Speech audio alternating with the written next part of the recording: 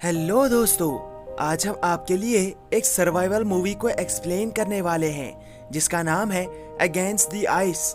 ये मूवी एक सच्ची घटना पर आधारित है। ये मूवी 2022 में ही रिलीज हुई है।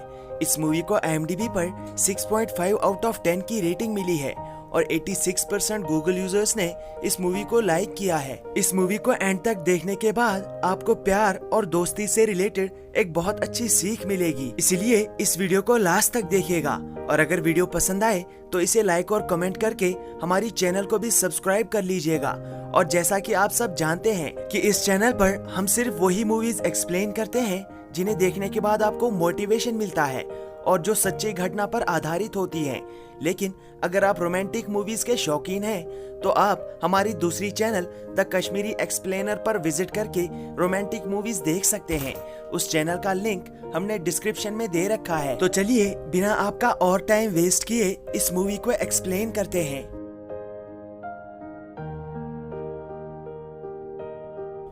मूवी की शुरुआत 1909 से होती है और हम एक एक्सप्लोरर कैप्टन मिकेल्सन को देखते हैं। दरअसल अमेरिका इनकी कंट्री की लैंड पर कब्जा करना चाहता था। अमेरिका उस लैंड के लिए क्लेम कर रहा था। मिकेल्सन की कंट्री की गवर्नमेंट ने इस लैंड को एक्सप्लोर करने के लिए एक टीम को भेजा था ताकि वो ये देख सके कि क्या ये लैंड सच में उनकी कंट्री को बिलोंग करता है। बट वो टीम वापस नहीं आई, इसलिए कैप्टन अपनी टीम के साथ पहली टीम को ढूंढने के लिए यहाँ शैनन आइलैंड पर आए थे।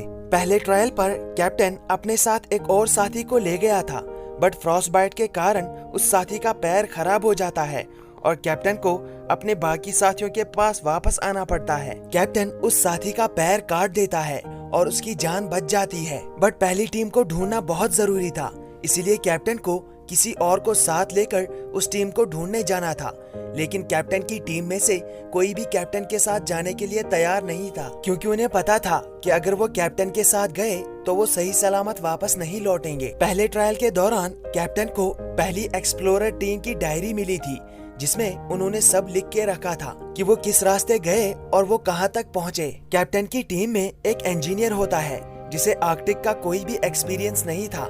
कैप्टन के साथ जब कोई चलने के लिए तैयार नहीं होता तो वो इंजीनियर कैप्टन के साथ जाने के लिए राजी हो जाता है। अगले दिन कैप्टन और वो इंजीनियर अपना सारा जरूरी सामान स्लेजेस पर पैक करके पहली एक्सप्लोरर टीम को ढूंढने के लिए निकल जाते हैं। कैप्टन और वो इंजीनियर अपने साथ बहुत सारे डॉग्स को ले जाते हैं जो उनकी स्लेजेस को खींचते हैं, जिससे उन्हें चलने में आसानी होती है। उन्होंने अपने स्लेजेस पर उन कुत्तों के लिए खाना भी पैक किया था। इस इंजीनियर का नाम आइनर होता है।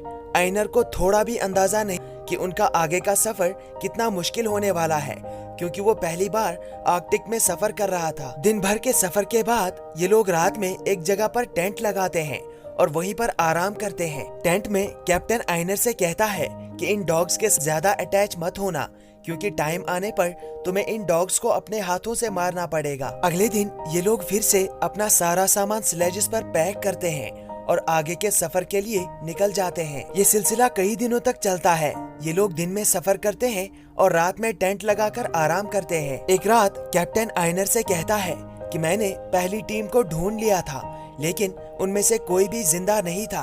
उन्हीं के पास से मुझे उनकी डायरी मिली थी, लेकिन मैंने जानबूझकर ये बात अपनी टीम से छुपाई, क्योंकि मैं जानता था कि अगर मैंने उन्हें ये बात बताई तो उनमें से कोई भी मेरे साथ जाने के लिए तैयार नहीं होगा। लेकिन फिर भी वही हुआ जिसका मुझे डर था। उनमें से कोई भी मेरे साथ नहीं आया। अगले दिन ये लोग फिर से अपने सफर के लिए निकल जाते हैं, लेकिन चलते चलते आइनर की स्लेज एक खाई में गिर जाती है। उस स्लेज पर मौजूद बहुत सारा जरूरी सामान खाई में गिर जाता है। उस स्लेज पर बंधा हुआ एक डॉग भी खाई में लटक जाता है। आइनर उसे बाहर निकालने की कोशिश करता है, लेकिन वो रस्सी टूट जाती है और वो डॉग नीचे गिर जाता है। लेकिन कैप्टन और आइनर मिलकर उस स्लेज को फिर से वापस ले आते हैं। इसके बाद ये दोनों फिर से अपना सफर कंटिन्यू करते हैं। इस सफर के दौरान इन्हें बहुत सारे मुश्किल रास्तों को पार करना पड़ता है। अब इन्हें चलते चलते 48 दिन बीत जाते हैं। अभी तक इन्हें वो टीम नहीं मिलती और न ही उनसे जुड़ी हुई कोई चीज मिलती है। एक दिन रात में आइनर अपने टेंट में कुछ फोटोज देख रहा था जिन पर कैप्टन को एक लड़की पसंद आ जाती है। रात में वो उस लड़की को इमेजिन करने की कोशिश करते हैं। अगले दिन ये दोनों फिर से अपने सफर पर चल पड़ते हैं। इनके पास बहुत ही कम डॉग फूड बचा हुआ था, क्योंकि जब आइनर की स्लेज खाई में गिरी थी तो उसमें से बहुत सारा डॉग फूड खाई में गिर गया था।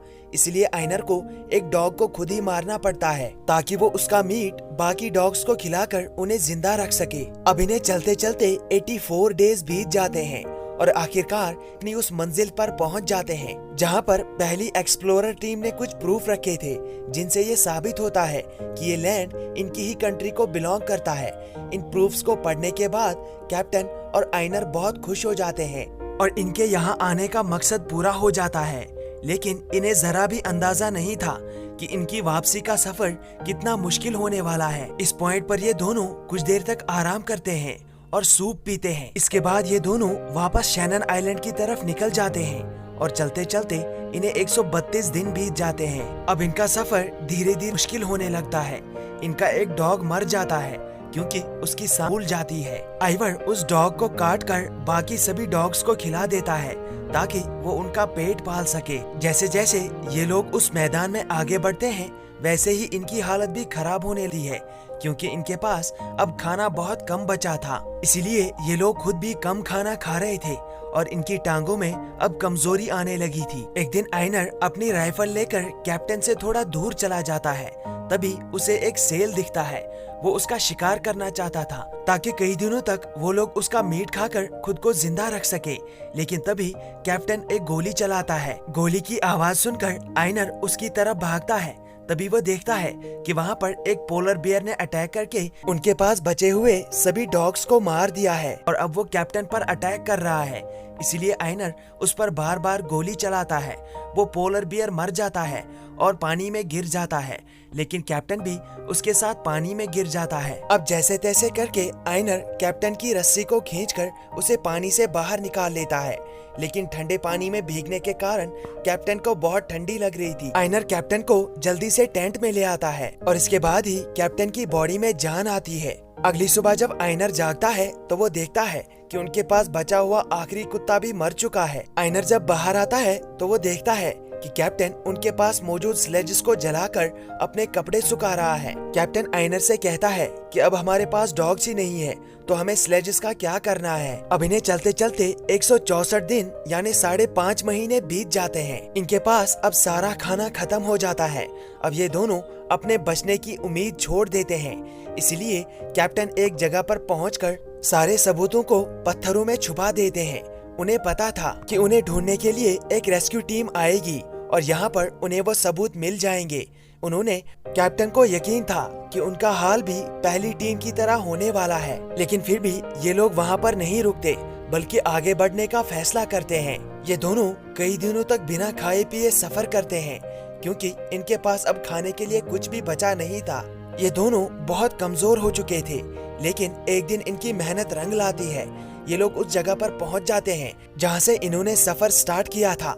अब इनकी उम्मीदें जाग जाती है, लेकिन तभी ये देखते हैं कि उनके बाकी साथी उन्हें छोड़कर यहाँ से जा चुके हैं। उन्होंने अपनी शिप को तोड़कर एक हट बनाया था क्योंकि उन्हें पता था कि कैप्टन और आइनर एक दिन जरूर वापस आएंगे। लेकिन अब कैप्टन और आइनर यहाँ पर फंस जाते हैं क्योंकि उनके पास वापस जाने के लिए शिप नहीं था। लेकिन इनके बाकी क्रू मेंबर्स ने यहाँ पर बहुत सारा खाना हट में पैक कर दिया था जिससे ये लोग आराम से 1 साल तक जिंदा रह सकते हैं। कैप्टन को पूरा यकीन था कि 1 साल में इन्हें जरूर कोई न कोई रेस्क्यू करने आएगा। यहाँ सीन इनके बाकी क्रू मेंबर्स की तरफ मुड़ता है जिन्हें अपने ऑफिशियल से बहुत खरी खोटी सुननी पड़ती है क्योंकि वो कैप्टन और आइनर को इतने मुश्किल हालात में वहाँ पर छोड़कर भाग गए और फिलहाल के लिए उनका कोई रेस्क्यू टीम भेजने का इरादा भी नहीं है। इसीलिए बाकी क्रू मेंबर्स को अपनी हरकत पर बहुत गिल्टी फील होने लगता है। यहाँ कैप्टन और आइनर को इस सहरा में 242 दिन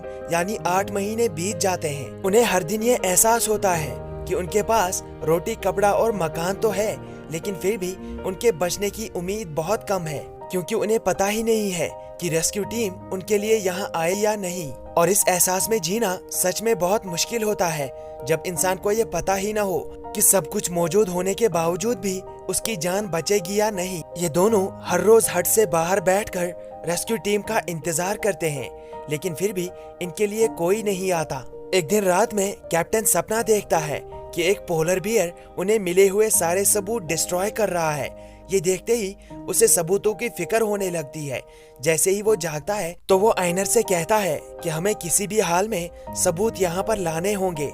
अगले दिन ये दोनों फिर से सफर के लिए तैयारी करते हैं। आइनर कैप्टन से कहता है कि हमें यहाँ पर एक नोट छोड़ना चाहिए ताकि अगर रेस्क्यू टीम यहाँ आए तो उन्हें पता चले कि हम कुछ दिन में वापस आने वाले हैं। लेकिन कैप्टन कहता है कि फिलहाल के लिए यहाँ पर कोई रेस्क्यू टीम नहीं आएगी क्योंकि यहाँ आने का सिर्फ एक ही रास्ता है और वो है समुद्र।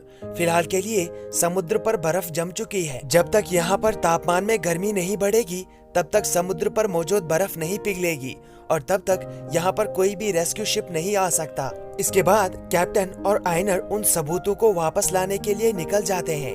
439th डे पर ये लोग उस जगह पर पहुंचते हैं जहां पर इन्होंने सबूत छुपाए थे और खुशकिस्मती से इन्हें वो सबूत सही हालत में मिल जाते हैं। उन सबूतों को सही हालत में देखने के बाद कैप्टन बहुत खुश हो जाता है क्योंकि उसकी मेहनत जाया नहीं हुई है। इसके बाद ये लोग वापस अपनी हट की तरफ निकल जाते हैं और पूरे 1 महीने का सफर करने के बाद ये लोग अपनी हट के पास पहुंच जाते हैं। लेकिन तभी इनके ऊपर मुसीबतों का पहाड़ टूट पड़ता है जब इन्हें पता चलता है कि उन्हें लेने के लिए यहाँ पर एक टीम आई थी, लेकिन ये लोग यहाँ पर मौजूद नहीं थे, इसलिए वो टीम वापस चली गई थी।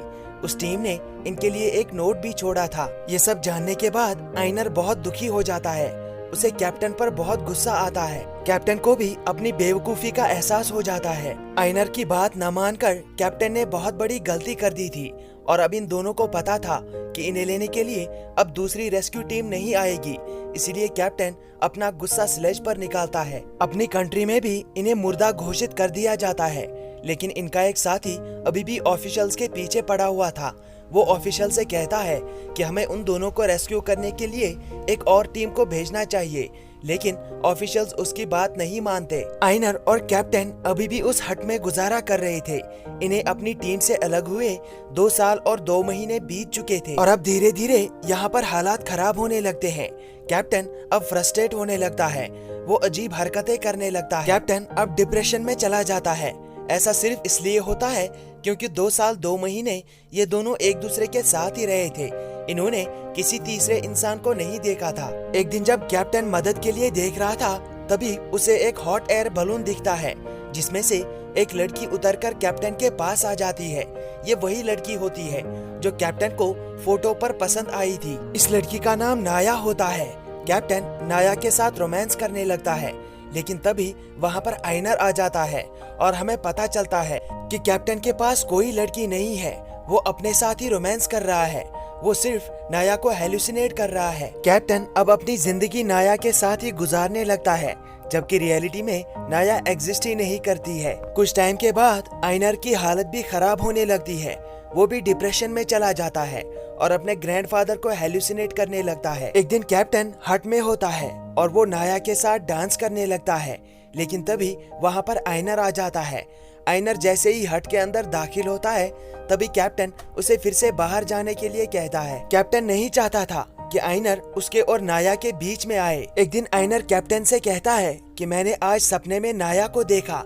इस बात पर कैप्टन को जलन होने लगती है, उसे बहुत गुस्सा आता है, इसलिए वो आइनर को मारने लगता है। लेकिन आइनर जैसे तैसे करके कैप्टन को कंट्रोल कर लेता है। आइनर कैप्टन को समझाता है कि मुझे पता है आप नाया को हेलुसिनेट कर रहे हो, लेकिन नाया यहाँ पर सच में नहीं है।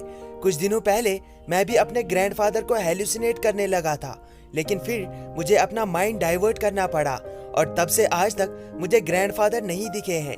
इसी तरह आपको भी नाया नहीं दिखेगी जब आप अपने दिमाग पर कंट्रोल करोगे। अब इन्हें कुछ दिन इसी हालत में बीत जाते हैं और कैप्टन अब माइंड को कंट्रोल कर लेता है।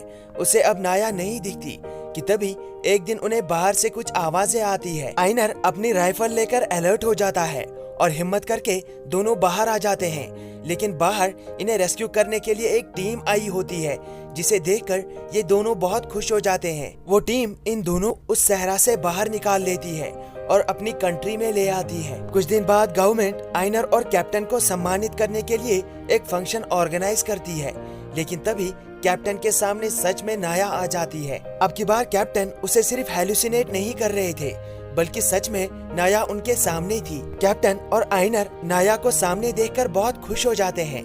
कैप्टन और नाया एक दूसरे को किस करते हैं। और इसी के साथ ये मूवी यहाँ पर समाप्त होती है। दोस्तों, इस किस्से के 1 साल बाद कैप्टन और नाया ने शादी कर ली थी।